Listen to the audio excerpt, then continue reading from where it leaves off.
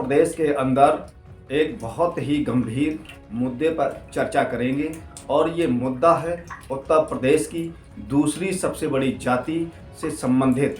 जी हाँ मित्रों, मैं हूँ मुकेश कोरी। आपसे निवेदन है कि अभी तक हमारे चैनल को सब्सक्राइब ना किया हो तो जल्दी जाकर चैनल को सब्सक्राइब करें, बेल को भी दबाएं, जिससे कि हमारी प्रत्येक अपडेट सबसे पहले आपको प्राप्त होगी।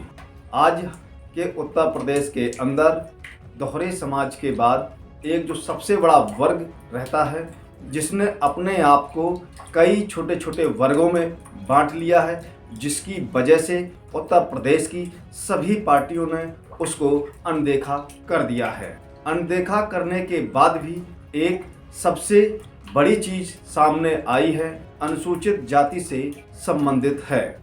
आखिर ऐसी कौन सी सीट है उत्तर प्रदेश के अंदर जहां पर भाजपा को हार मिलनी निश्चित तय हो चुकी है और उस वर्ग के समाज के लोग उस प्रत्याशी के खिलाफ अपना विरोध जारी किए हुए हैं। जी हां, अंजला माहौर एक ऐसी भाजपा की प्रत्याशी है जिन्होंने अपनी जाति को छिपाया हुआ है, जिन्होंने अपनी जात को कोरी बताकर हाथरस सीट से टिकट लिया है और संविधान को भी उन्होंने झूठा साबित करने का प्रयास किया है। इसके पहले वो आगरा की महापौर रही हैं और महापौर के समय भी जाति को लेकर बड़ा विवाद हुआ था। क्या ऐसे लोग हमारे देश के संविधान का मजाक बना रहे हैं? ऐसे लोगों को टिकट देकर जातियों में भी मतभ्रम पैदा कर रही हैं। आखिर भाजपा ने इस चीज़ पर विचार क्यों नहीं किया? जाति प्रमाण पत्र ही सर्वे सर्वा है और उसकी शिक्षा की जो डिग्रियां हैं उससे उन्हें कोई लेना देना नहीं है।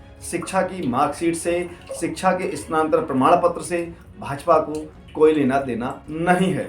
अंजला माहौर वास्तव में कोरी समाज की बेटी थी, वास्तव में कोरी समाज से संबंध रखती थी, तो फिर आगरा में 2 अनुसूचित सीटें होने के बावजूद भी वो हाथरस से टिकट क्यों लिया और आखिर भाजपा ने उसको हाथरस में टिकट क्यों दिया?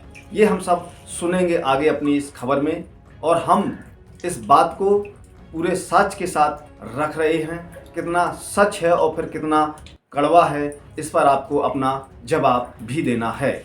बात केवल अंजला माहौर की नहीं हो रही है, आज बात उत्तर प्रदेश के अंदर कोरी समाज की राजनीति की भविष्य पर भी चर्चा हो रही है, क्योंकि जिस तरह से भाजपा के अंदर कोरी समाज को 100% वोटर माना जाता है, 100% भाजपा का नेता माना जाता है, फिर भी भाजपा ने उत्तर प्रदेश के अंदर कोरी समाज को मात्र 4 सीटें दी हैं। अगर अंजला माहौर को उसमें जोड़ लिया जाए तो 5 सीटें हो जाती हैं। उसके साथ ही पूरे उत्तर प्रदेश के अंदर कोरी समाज बहुत तेज़ी से नाराज है भाजपा से और इस बार कोरी समाज वोट की चोट पर भाजपा को सत्ता से बाहर करेगा कि जिस प्रकार से भाजपा ने कोरियों के साथ सौतेला व्यवहार किया है उसका परिणाम उसको 2022 में मिलेगा। उनको ये मालूम पड़ा कि ये कोरी नहीं है, ये ठाकुर जाति से संबंध रखती हैं, ये ठाकुर परिवार की बेटी हैं। वर्तमान की भौगोलिक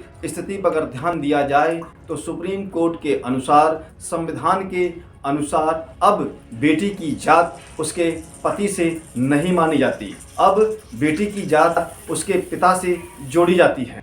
तो बात आज हम कर रहे हैं अंजला माहौर की और हम आपको स्क्रीन पर एक एक करके सबसे पहले हम आपको उनके विरोध को दिखाते हैं। अगर वास्तव में कोरी समाज नाराज है, अगर वास्तव में कोरी समाज को लगता है कि अंजला माहौर ने उनके साथ, उनकी समाज के साथ धोखा किया है, तो वो सीट भाजपा वर्तमान में निश्चित हारने जा रही है। क्या भाजपा ने ये जानबूझकर किया है?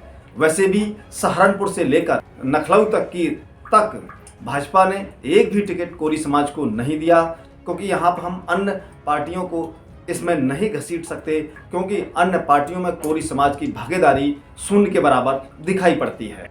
भाजपा वही गलती कर रही है जो इसके पहले बहन कुमारी मायावती ने कोरियों का बहुत साथ लिया था और वो मुख्यमंत्री बनती रही, लेकिन उन्होंने कोरियों को गड्ढे में धकेलने का काम किया था। आज वही भाजपा कर रही है, तो लिहाजा कोरी समाज अब वो अपने वोट का इस्तेमाल जरूर करेंगे, जिससे भाजपा को सत्ता से बाहर करेंगे।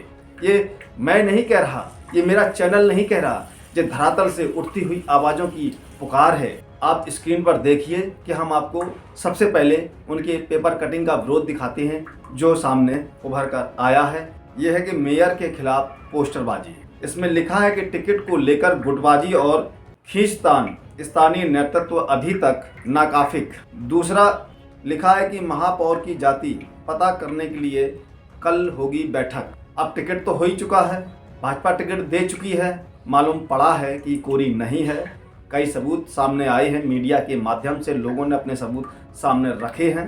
उनके आधार से अब ये कोरी समाज की बेटी नहीं है तो उसका इस तथ्य सामने आ चुके हैं। और यहाँ लिखा है कि ठाकुर, कोरी व बेड़िया को लेकर विवाद। इनकी 3 जातियों पर विवाद है। क्या संविधान के अनुसार एक बेटी की 3 जातियां हो सकती हैं?